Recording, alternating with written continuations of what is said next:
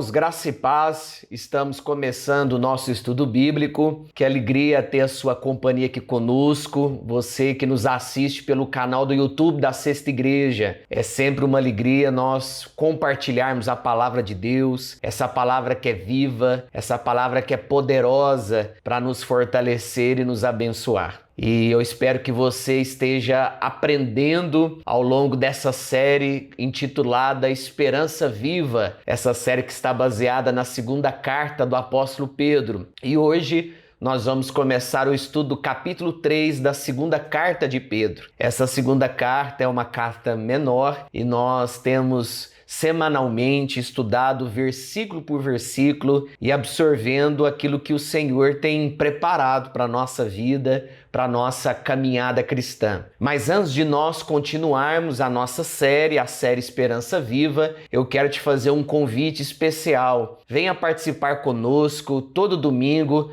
do nosso curso de Teologia, que acontece todo domingo às 10h15 da manhã. Então venha participar conosco, será uma alegria ter a sua companhia aqui na Sexta Igreja. Venha aprender mais da Palavra de Deus. E você que já faz parte do curso de Teologia, você que tem participado todo domingo, compartilhe, através aí do link do canal do YouTube o nosso conteúdo. Então todas as aulas estão sendo gravadas e têm sido compartilhadas aí no canal do YouTube, e você pode endereçar essas aulas para os seus amigos, familiares, para que assim nós continuemos a fazer Jesus conhecido. Nós vamos iniciar o nosso estudo hoje com o versículo 1 do capítulo 3 da segunda carta de Pedro. E nos diz assim o apóstolo: Amado, esta é agora a segunda epístola que vos escrevo. Em ambas procuro despertar com lembranças a vossa mente esclarecida. Aqui no capítulo 3, Pedro ele se declara o autor dessa segunda carta. Nós já vimos estudando desde o início essa carta que Pedro é de fato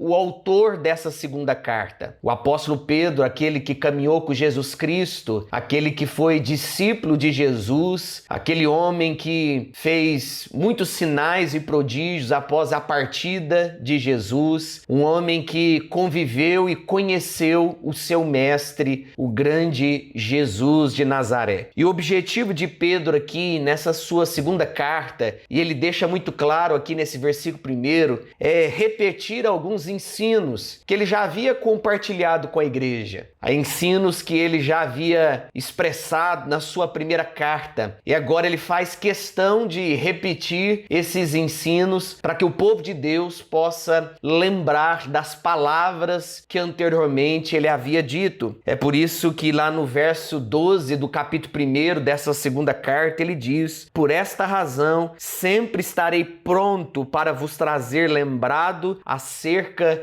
dessas coisas. Nós sabemos que nós aprendemos muito com a repetição. O ser humano ele precisa repetir muitas e muitas coisas para que ele possa guardar no seu interior essa palavra. E o apóstolo Pedro sabia disso. Ele compartilhou da palavra na sua primeira carta, ele disse o que aquela igreja precisava fazer, mas agora na sua segunda carta, depois de um período, de um tempo, ele lembra os seus leitores de muitas coisas que ele já havia dito lá atrás. Nós precisamos, para aprender, repetir algumas coisas para nós mesmos. Nós precisamos trazer à nossa mente aquilo que nós já aprendemos ao longo da nossa caminhada. A vida cristã é assim. Muitas vezes nós estamos vivendo uma situação que nós precisamos lembrar de algo que nós já vimos no passado para que possamos saber agir naquele momento, naquela hora. A palavra de Deus é assim, é uma palavra dinâmica, é uma palavra que serve hoje, vai servir amanhã e vai servir depois de amanhã, e assim nós vamos crescendo no conhecimento, na intimidade com Deus. A palavra que esclarecida que Pedro usa aqui no versículo 1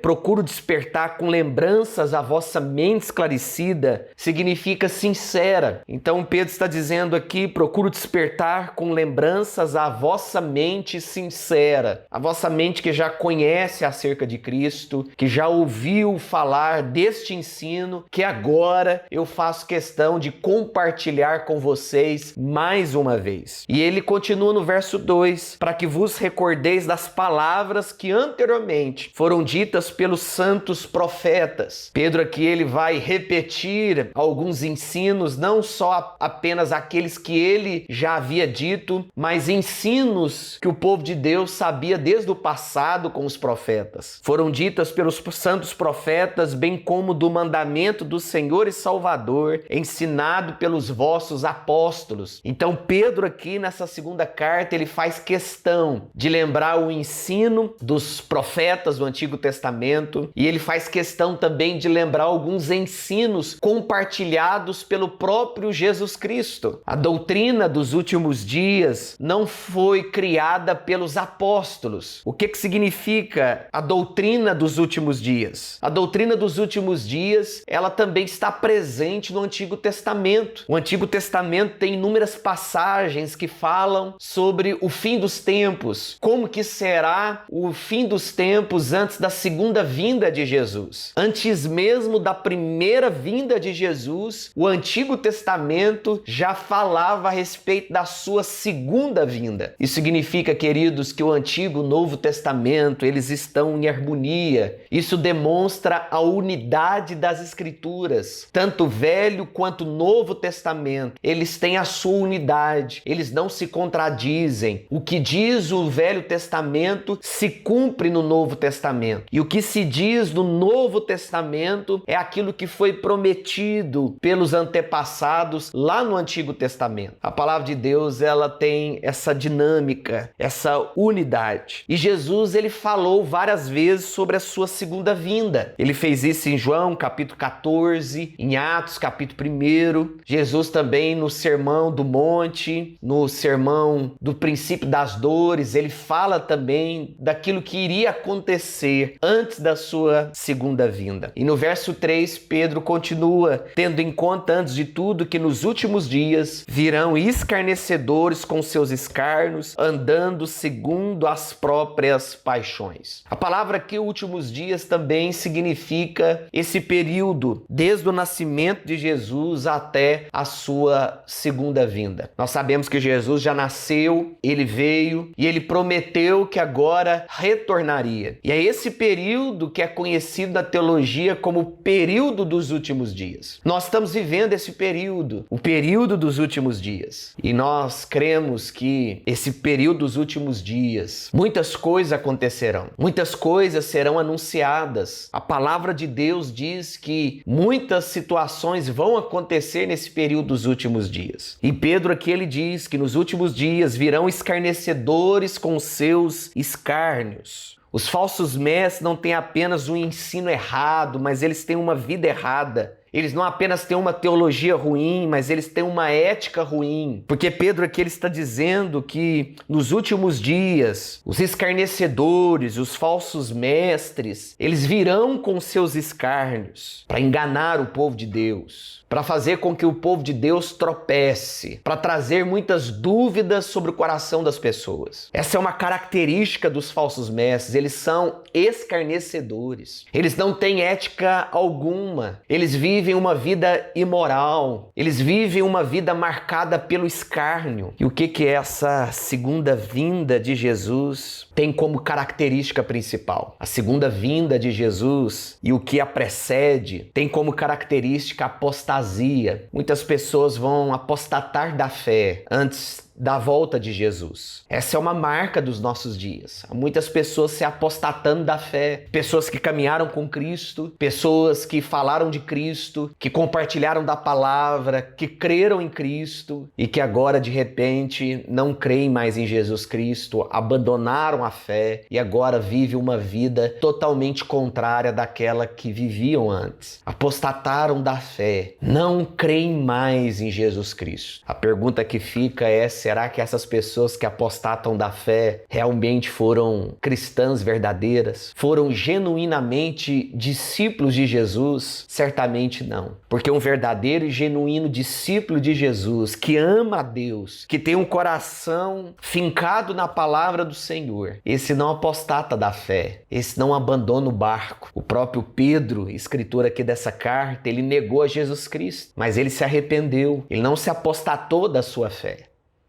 Assim é um discípulo de Jesus, ele pode negar a Jesus Cristo, o seu Senhor, mas chega um momento em que ele se arrepende do seu pecado, mas ele jamais apostata da fé. Essa é uma característica daquele que ama a Deus verdadeiramente, aquele que é um verdadeiro cristão, um verdadeiro discípulo de Cristo. E no verso 4, Pedro continua dizendo onde está a promessa da sua vinda, porque desde que os pais dormiram, todas as coisas permanecem como desde o princípio da criação. Pedro aqui no verso 4 agora, ele mostra para nós como que os falsos mestres agem, como que é o discurso deles. Nós vimos que eles vivem uma vida de escárnio e eles começam a fazer essas perguntas. Onde está a promessa da sua vinda? Eles começam a negar a segunda vinda de Jesus. Eles colocam em xeque o retorno de Jesus Cristo. Olha o que eles são capazes de fazer para defender os seus próprios ideais. Eles colocam em dúvida a volta de Jesus. Uma doutrina presente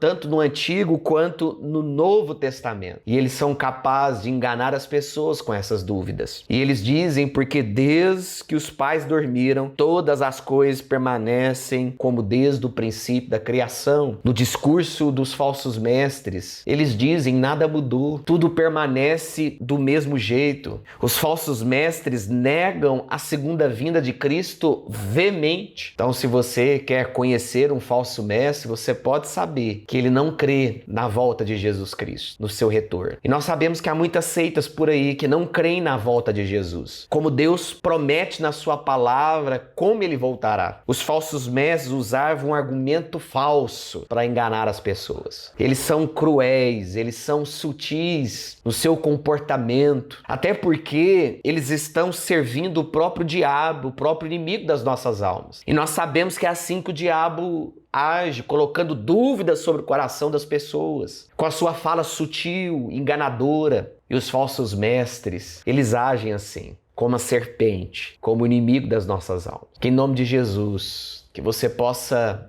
entender que a segunda vinda de Jesus Cristo é uma doutrina importante nas Sagradas Escrituras. É uma doutrina central à nossa fé. Assim como a doutrina da salvação é, a doutrina da soteriologia, assim é também importante a doutrina da escatologia, a doutrina das últimas coisas. E de fato, Jesus voltará como ele prometeu. Nós cremos nessa verdade. Nós não colocamos em dúvida esse ensinamento de Jesus. Então você pode repudiar todo o ensino contrário à segunda vinda de Jesus. Que de fato a volta de Jesus seja o nosso anseio, seja a nossa expectativa. Porque quando nós pensamos na segunda vinda de Jesus, nós enchemos o nosso coração da esperança de Deus. E essa é a esperança que eu e você precisamos para continuar vivendo a caminhada, para continuar vivendo aqui nesse mundo. Que no nome de Jesus, que o seu coração seja tomado dessa esperança real, verdadeira, essa esperança que vem de Jesus Cristo. Para que quando você passar em meio ao sofrimento, em meio às dores, às dificuldades desse mundo, você possa crer que essa dificuldade, que esse sofrimento não será eternamente. Um dia ele vai acabar. Jesus Cristo voltará e ele vai estabelecer